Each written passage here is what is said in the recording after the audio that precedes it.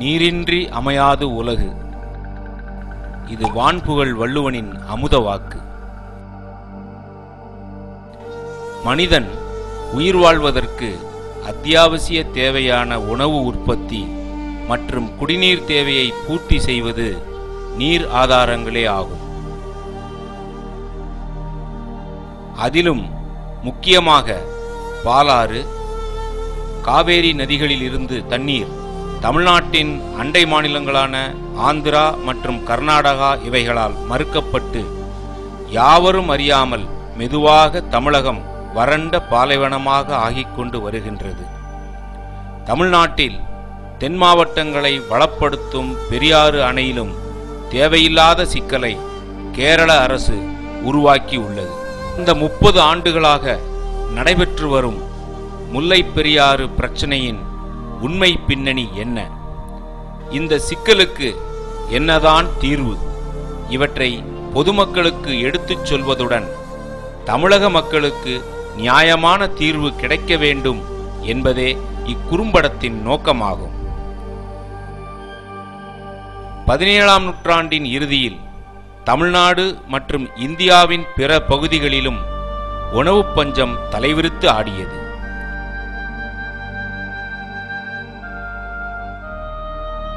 மக்கள் உணவின்றி மாண்டனர்.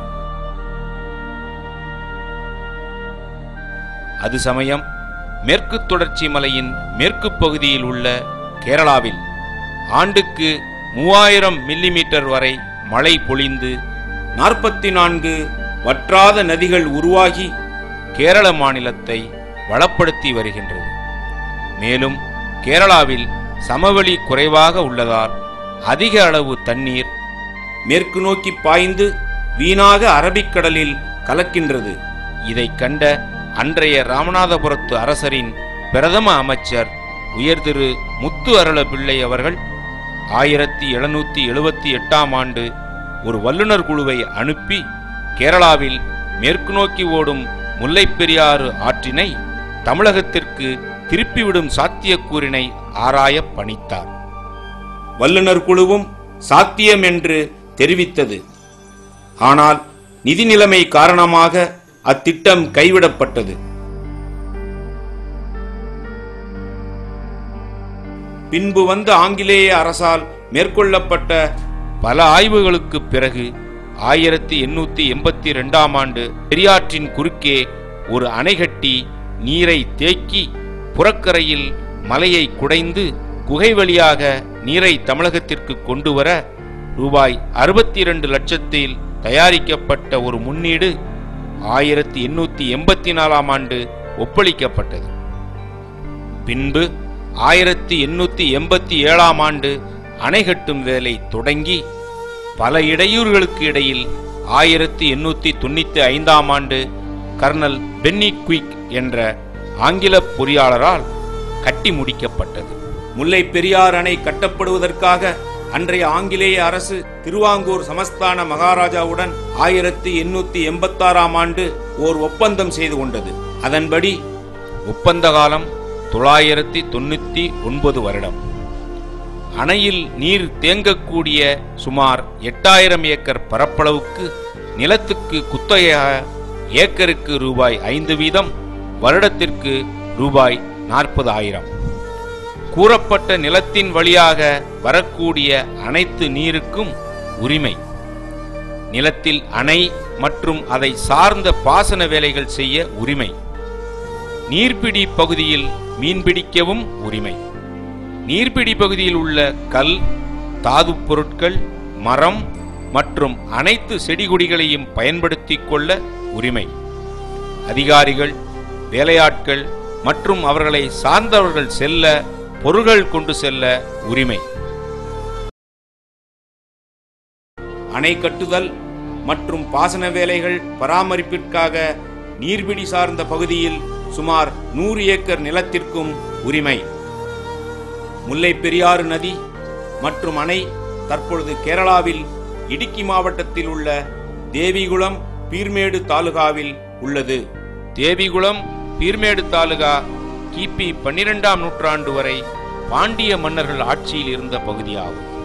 அதன் பிறகும் சேரநாட்டில் ஒரு காலத்தில் கொடிகட்டி பறந்த பூஞ்சார் சமஸ்தானம் என்னும் பூணியாறு தமிழ் சமஸ்தானமாகும். முல்லை பெரியாருக்கும் அதனை சார்ந்த தமிழ் பகுதிக்கும் உரிமை உடையவர் பூணையாற்று தம்பிரானே தவிர திருவாங்கூர் மகாராஜா அல்ல. அப்பொழுது மதுரையை ஆண்ட ஆங்கில அரசு இப்பகுதி திருவாங்கூர் சமஸ்தானத்திற்கு உட்பட்டது என தவறாக கருதி பெரியாறு அணை கட்டி 155 அடி வரை தண்ணீர் தேக்கினால் நீர் பிடிக்கக்கூடிய நிலப்பரப்பு 8000 ஏக்கருக்கு ஆண்டுக்கு ரூபாய் 40,000 வீதம் குத்தகை பணமாக வழங்க முன்வந்ததும் திருவாங்கூர் மன்னர் புதையல் கிடைத்தது போல் மகிழ்ந்து அந்த ஒப்பந்தத்தை ஏற்றுக்கொண்டார். பின்னர் 1956ஆம் ஆண்டு மொழிவாரி ராஜ்ஜியம் பிரிக்கப்பட்ட போது திருவாங்கூர் சமஸ்தானம் கேரள மாநிலத்துடன் இணைக்கப்பட்டது.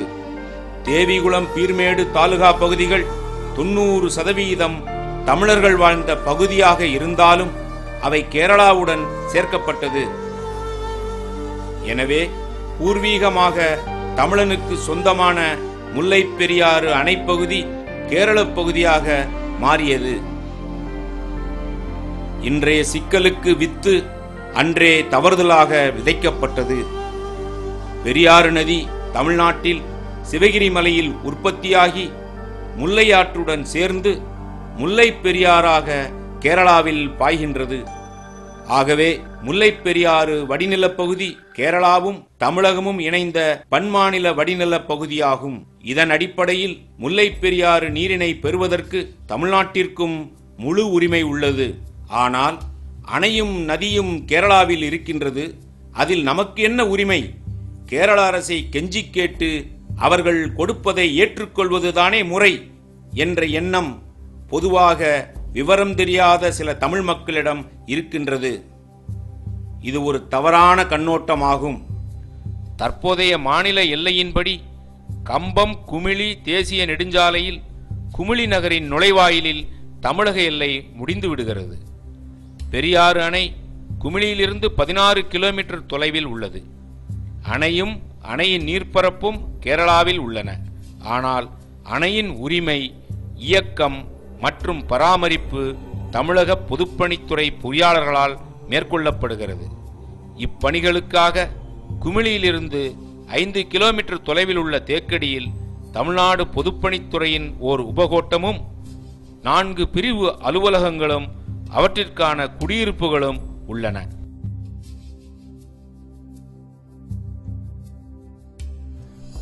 முல்லை பெரியாற்றின் குறுக்கே கட்டப்பட்ட அணையில் தேக்கப்படும் நீர்பிடிப்பிலிருந்து ஏறக்குறைய 2 கிலோமீட்டர் தூரம் வெட்டப்பட்ட கால்வாய் மூலம் தேக்கடி கொண்டு வரப்பட்டு பின் தேக்கடி தலைமதகு மூலமாக மேற்கு தொடர்ச்சி மலையை குடைந்து உருவாக்கப்பட்ட சுமார் 2 கிலோமீட்டர் நீளமுள்ள குகை அதாவது டனல் வழியாக தமிழகத்திற்கு கொண்டு வரப்பட்டு பின்பு சுருளியாற்றுடன் இணைக்கப்பட்டு அதனால் தமிழகத்தில் 2,08,000 ஏக்கரில் தண்ணீர் விவசாயத்திற்கு பயன்படுத்தப்பட்டு வருகின்றது. பின்பு 1956ஆம் ஆண்டு இந்த நீரை பயன்படுத்தி மின்சாரம் தயாரிக்க தமிழக பகுதியில் போர்பே அணை கட்டப்பட்டது. இந்த அணையிலிருந்து சுமார் 5800 அடி நீளத்திற்கு குகைப்பாதை வழியாக நீர் எடுத்துச் செல்லப்பட்டு ராட்சச குழாய் மூலமாக லோயர் கேம்பில் மின்சாரம் தயாரிக்கப்பட்ட பிறகு அந்த நீர் சுருளியாற்றில் விடப்பட்டு பாசனத்திற்கு பயன்படுத்தப்படுகின்றது. முல்லை பெரியாறு அணையில் பெறப்படும் நீரின் மூலமாக ஆண்டுக்கு 2,08,000 ஏக்கரில் தேனி, திண்டுக்கல், மதுரை, சிவகங்கை ஆகிய 4 மாவட்டங்களில் விவசாயம் செய்யப்படுகின்றது. ஆண்டு ஒன்றுக்கு சுமார் 400 கோடி மதிப்புள்ள உணவு உற்பத்தி செய்யப்படுகின்றது. சுமார் 10 லட்சம் விவசாயிகளுக்கு வாழ்வாதாரமாக உள்ளது. மதுரை மாநகர் உட்பட தேனி, திண்டுக்கல், மதுரை, சிவகங்கை ஆகிய மாவட்டங்களில் சுமார் 60 லட்சம் மக்களின் குடிநீர் ஆதாரமாகவும் உள்ளது.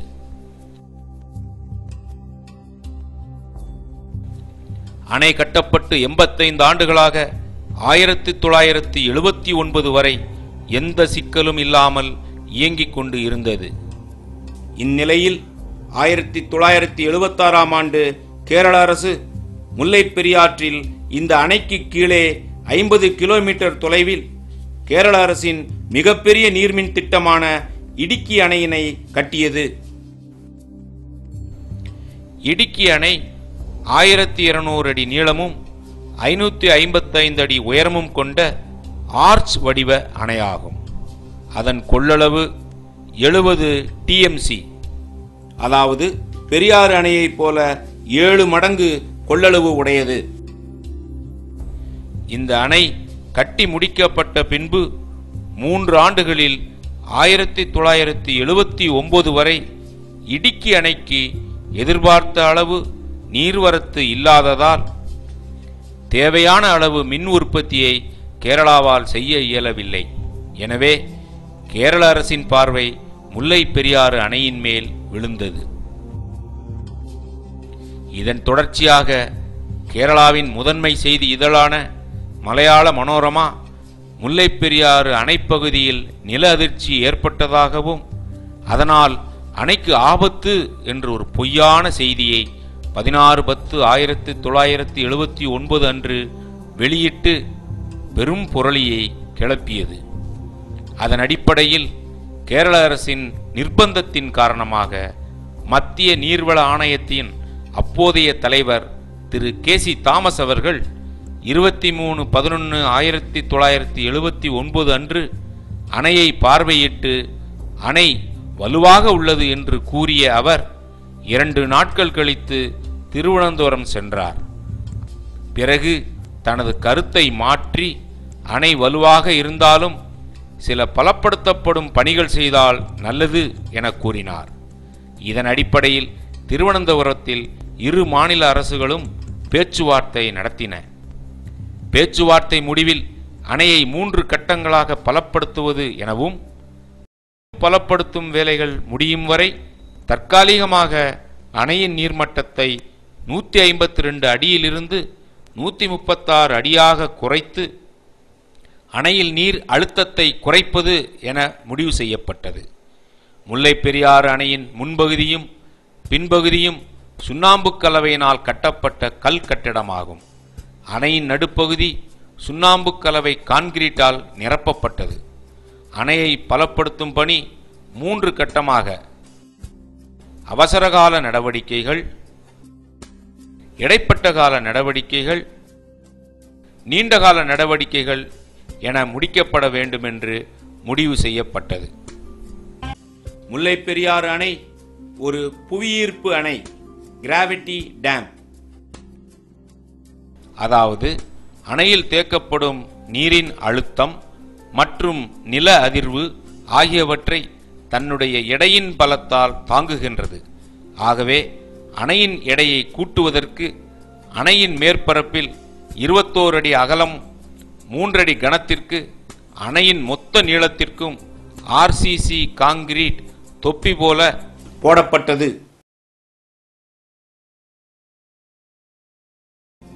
இதன் மூலம் அணையின் எடை மீட்டருக்கு சுமார் 35 டன், அதாவது மொத்த எடை 12,000 டன் அதிகப்படுத்தப்பட்டுள்ளது. இடைப்பட்ட கால நடவடிக்கையாக கேபிள் ஆங்கரிங் செய்யப்பட்டது. இது முன் தகைவுறுதல், அதாவது ப்ரீ ஸ்ட்ரெஸ்ஸிங் என்னும் தொழில்நுட்பத்தை அடிப்படையாக கொண்டது. அணையின் மேற்புறம் முன்பக்க சுவரிலிருந்து 5 அடி தள்ளி அணையின் மேலிருந்து கீழே அடித்தள பாறையினுள் சுமார் 30 அடி வரை செங்குத்தாக 4 இன்ச் விட்டமுள்ள துளைகள் இடப்பட்டன.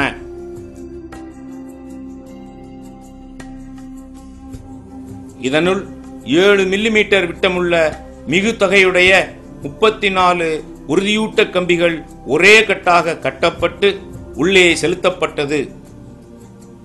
அடித்தள பாறையில் கம்பியின் பிடிமானத்திற்காக முதலில் 20 அடி உயரம் வரை கான்கிரீட் போடப்பட்ட பிறகு கம்பிகள் மேலிருந்து 120 டன் விசை செலுத்தி இழுக்கப்படுகிறது. இழுக்கப்பட்ட நிலையில் கேபிள் துளைகள் சிமெண்ட் கலவை செலுத்தி மூடப்பட்டது. இதன் மூலம் இந்த விசையூட்டப்பட்ட கம்பிகள் 120 டன் விசையில் அணைக்கு கீழ் அடித்தளத்தில் உள்ள பாறை படிவத்துடன் அணையை இழுத்து பிடித்துக் கொள்ளும்.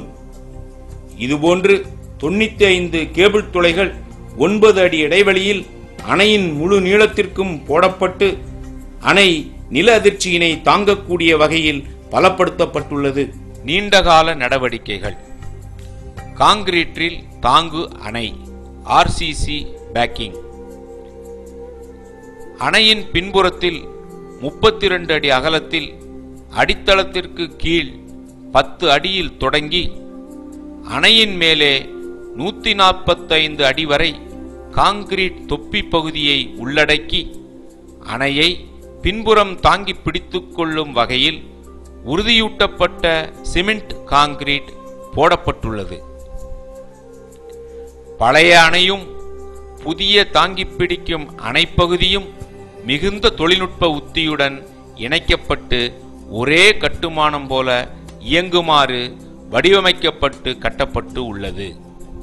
அணையில் அதிக நீர்க்கசிவு ஏற்பட்டு அணை ஆபத்தான நிலையில் உள்ளது என அடிக்கடி ஓர் புரளியையும் கேரள அரசு பரப்பி வருகின்றது. இது ஒரு பொய்யான செய்தியாகும். அணை பலப்படுத்தப்பட வேண்டும் என மத்திய நீர்வள ஆணையின் பரிந்துரையின்படி அணையில் நீண்டகால பலப்படுத்தும் நடவடிக்கை மேற்கொள்ளும் பொழுது புதிய தொழில்நுட்பத்திற்கு ஏற்ப தாங்கு அணைப்பகுதி கட்டுமானத்தில் 10 அடி மற்றும் 45 அடி மட்டங்களில் 2 வடிகால் சுரங்கங்கள், அதாவது டிரைனேஜ் கேலரிஸ் கட்டப்பட்டுள்ளது. இதன் மூலம் அணையிலிருந்து வெளியேறும் கசிவு நீரின் அளவு தினசரி கணக்கிடப்பட்டு வரப்படுகிறது. இந்த அளவு அணைக்கு அனுமதிக்கப்பட்ட பாதுகாப்பான அளவை விட குறைவு என கண்டறியப்பட்டுள்ளது. மேலும் ஓர் அணையிலிருந்து குறிப்பிட்ட அளவு நீர் கசிவாக வெளியேறினால்தான் அணை பாதுகாப்பாக, ஆரோக்கியமாக, வலிமையாக உள்ளது என அறிவியல் பூர்வமாக உறுதி செய்யப்படுகின்றது. இதுதான் உண்மை நிலை. முல்லை பெரியாறு அணையில் நீர்மட்டம் 152 அடிக்கு மேல் உயரும் பொழுது அணையின் பாதுகாப்பிற்காக உபரி நீரினை வெளியேற்ற 36 அடிக்கு 16 அடி என்ற அளவில் 10 மதகுகள் கொண்ட நீர் வெளிப்போக்கி ஏற்கனவே இருந்தது. இதன் மூலம் வினாடிக்கு 86,000 கனஅடி நீரை வெளியேற்ற முடியும்.